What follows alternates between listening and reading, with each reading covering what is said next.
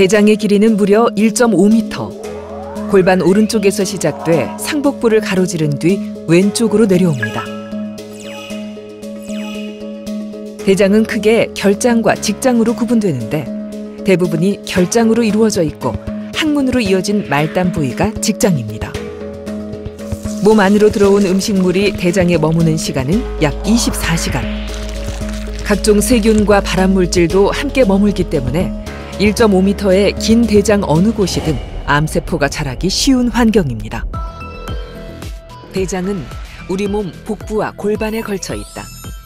1.5m 정도 길이의 대장은 맹장, 결장, 직장, 항문관으로 이루어져 있다. 맹장은 대장의 시작 부위로 장 내용물의 역류를 막는다. 결장은 대장의 대부분을 차지하는 부위로 수분을 흡수하여 변을 단단하게 만든다.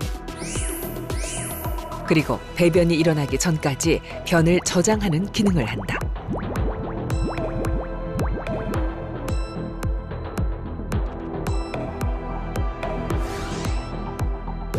결장은 위치에 따라 상행, 횡행 등의 이름으로 구분하는데 결장에 생긴 모든 암을 결장암이라 한다. 직장은 변을 잠시 보관했다 연동운동을 통해 변을 항문으로 이동시킨다. 결장과 항문을 연결하는 부위인 직장에서는 전체 대장암의 40% 정도가 발생한다. 직장암은 대장암 중 치료가 가장 까다롭다. 직장 부분은 굉장히 두껍다 그랬죠, 직경이. 반면 왼쪽으로 갈수록 직경이 좀 얇아져서 오른쪽에 있는 이 결장 부분은 암이 아주 자랄 때까지 증상이 잘 나타나지 않아요. 보통 빈혈이나 이런 걸로 증상이 진단이 되는 경우가 많고 왼쪽에 있는 결장이나 직장 부분은 굵기, 직경이 얇기 때문에 조금만 자라도 금방 증상이 나타나기 쉽습니다. 그래서 장의 직경을 막게 되면은 장이 막히게 되고 그래서 복통도 생길 수 있고 또 출혈이 될 수도 있고 또 변 보기 힘들어서 변을 자주 보게 되는 습관이 생길 수도 있고 대장의 구조에 따라서 증상들이 좀 달라집니다. 용종은 정상적인 점막이 비정상적으로 튀어나오면서 자라게 되는데 용종을 암의 씨앗이라 부르는 건 용종 중 일부는 암으로 진행하는 선종이기 때문이다. 0.5cm의 선종이 1cm로 자라는 데 걸리는 시간은 약 2~3년. 1cm의 선종이 암으로 진행하기까지는 2년에서 5년 정도가 소요된다. 결국 용종이 생긴 후 짧게는 5년에서 길게는 10년 사이 암으로 진행할 수 있다. 용종을 제거할 때는 출혈이나 대장 점막에 구멍이 생기는 것을 주의하며 시술이 이루어진다. 발견한 용종은 모두 제거하게 되는데 작은 용종은 집게나 올가미를 이용해 떼어낸다. 하지만 크기가 크고 납작한 경우 약물을 주입해 용종 아래 조직을 부풀린 다음 올가미나 전기 나이프 등을 사용해 용종을 제거하는 점막하 박리술이 이루어진다. 대장 용종의 크기가 작으면 암일 확률도 낮다. 하지만 작은 용종이라도 악성암인 경우가 있어 반드시 제거해야 한다. 용종의 크기가 클수록 암일 확률은 높아지고 용종이 또 생길 확률도 높아지는 만큼 큰 용종이 발견되었다면 반드시 추적 관찰이 필요하다. 대장암은 진행 정도에 따라 0기에서 4기로 나뉜다. 대장의 가장 안쪽 조직인 점막에 암이 국한되어 있으면 0기, 암세포가 점막 하층이나 근육층까지 침범하면 1기, 암이 근육층을 넘어 장벽을 침범하거나 주변 장기에 침윤되면 2기, 대장암이 림프절로 전이되면 3기로 본다. 하지만 간이나 폐, 복막 등으로 원격 전이가 나타나면 암의 크기와 상관없이 4기로 분류된다. 의심할 만한 대장암의 전조 증상으로는 배변 습관의 변화를 들 수 있다. 갑자기 변비가 나타나거나 설사가 나타나기도 하고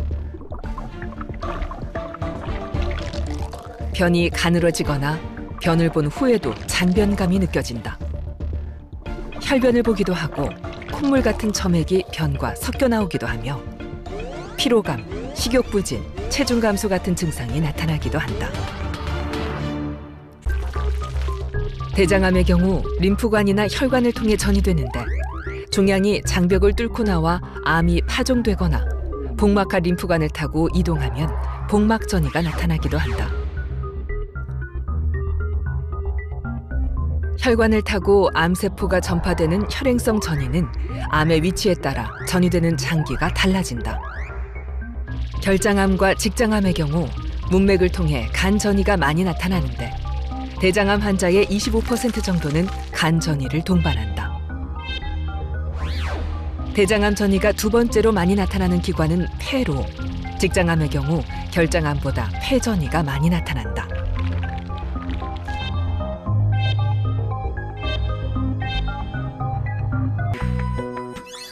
수술은 복부에 5개의 트로카를 삽입한 후 복강경, 겸자 등의 도구를 이용해 암이 발견된 S결장 부위를 절제한다. 이후 남은 결장과 직장을 문합기로 연결하면 수술은 마무리된다.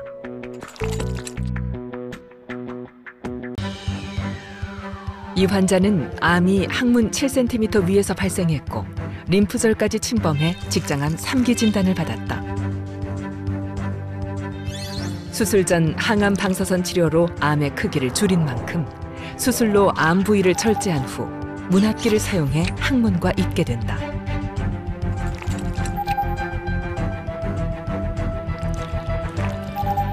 오늘 수술에서는 연결한 부위가 아물 때까지 임시로 사용하게 될 인공 장루를 만들 예정이다.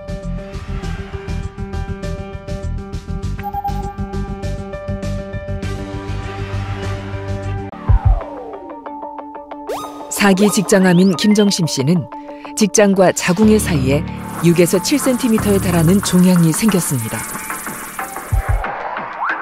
또 간에도 전이가 일어나 있었습니다. 몇 주 전에 종양 부위가 터지면서 복막염이 생겨 응급처치를 하다 암을 발견하게 된 경우인데요. 환자는 복강 내 유착이 심한 상태로 안전하게 종양을 제거하기 위해 개복 수술을 진행하게 됩니다. 먼저 종양 주변으로 유착된 요관과 자궁의 일부를 포함해 암이 퍼져나가는 길인 혈관과 림프절이 포함되어 있는 장간막을 충분히 절제합니다. 다음으로 원형 자동 문합기를 이용해 남은 결장과 직장을 연결합니다. 이어서 비뇨기과 협진 수술을 통해 떨어진 요관을 이어주고 간담 제외과 협진 수술을 통해 간 좌측에 전이된 종양을 절제합니다. 마지막으로 상처 봉합 후 소장의 마지막 부위인 회장의 일부를 복부 밖으로 드러내 대변 주머니를 다는 일종의 인공 항문인 임시 장루를 조성하면 수술은 마무리됩니다. 관략근은 직장 끝에 달려 항문의 기능을 유지시키는 핵심 조직이다. 이는 내관략근과 외관략근으로 구성되어 있는데 수축과 이완을 통해 변과 가스를 배출한다. 그런데 암이 관략근을 침범했을 경우 일부 절제가 불가피해 수술 후 관략근의 기능 약화로 변이 셀 수 있다. 또 수술 시 관략근뿐 아니라 직장도 많이 잘라내기 때문에 변을 보관하는 직장 기능도 떨어져 변이 흐를 수 있다. 그래서 하는 수 없이 기저귀를 차게 된다.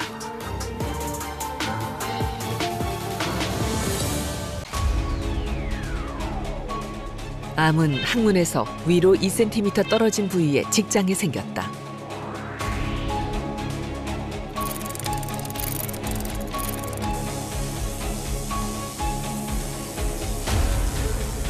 항문 보존을 위해 이미 2번이나 국소 절제를 했다.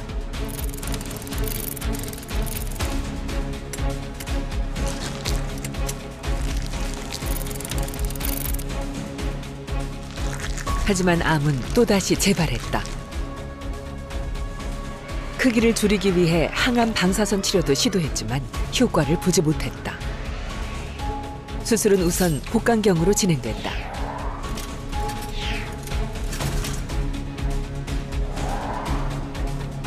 직장을 기준으로 주요 혈관을 보존한 채 림프절과 직장 쪽 장을 먼저 자른다. 복강경으로 접근 가능한 범위의 수술이 끝나면 회음부 쪽으로 접근해 항문을 포함한 직장을 모두 절제한다. 다음, 결장의 끝을 배 밖으로 꺼내 고정하고 영구 장루를 만들어주고 나면 수술은 마무리된다.